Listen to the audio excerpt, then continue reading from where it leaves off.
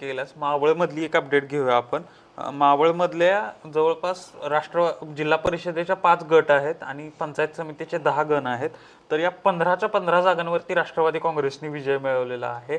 कुठेतरी बाळा भेगडे यांना भाजपच्या एकूण राजकारणाबद्दल विचार करण्याची गरज आहे. निश्चितच, कारण का गेले 25 वर्ष म्हणता येईल की 25 वर्ष त्या ठिकाणी भाजपची सत्ता आहे.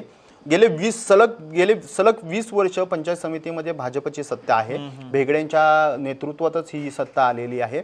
म्हणजे आणि त्यानंतर 4 वर्ष ही प्रशासक राज आलेलं होतं. त्यामुळे गेले 25 वर्ष आपण म्हणलं तरी चालणार नाही की भाजपची सत्ता त्या ठिकाणी आहे आणि या सत्तेला सुरुंग लावण्याचं काम सुनील शेळके यांनी केलेलं आहे. एक भाजपाचाच कार्यकर्ता जो विधानसभा निवडणुकीमध्ये तिकीट मागत होता, परंतु त्या ठिकाणचं भेगडे यांचं वर्चस्वामुळे फडणवीस त्यांना तिकीट देऊ शकले नाही. त्यानंतर ते अजित पवारांकडे गेले, मोठ्या मताधिक्याने निवडून आले.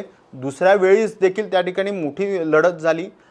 पुन्हा एकदा सुनील शेळके मोठ्या मताधिक्याने निवडून आले. त्यानंतर जेव्हा ह्याच्या पंचायत समिती आणि च्या निवडणुका आल्या त्यावेळेस काही ठिकाणी त्यांनी भाजपबरोबर जुळून घेतलं, एकत्रित निवडणूक लढली.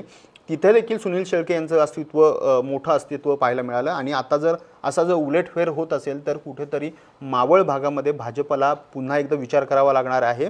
कारण का सातत्याने निवडणुका पराभूत होत आहे भाजप त्या ठिकाणी. मागील विधानसभेची असेल, त्यानंतर आत्ताची विधानसभा, स्थानिक स्वराज्य संस्थांच्या निवडणुका, नगरपालिकांच्या निवडणुकांमध्ये देखील पराभव स्वीकारावा लागत असेल तर भाजपला त्या ठिकाणी विचार करण्याची नक्कीच गरज आहे. आपण पुण्यानंतर आता एक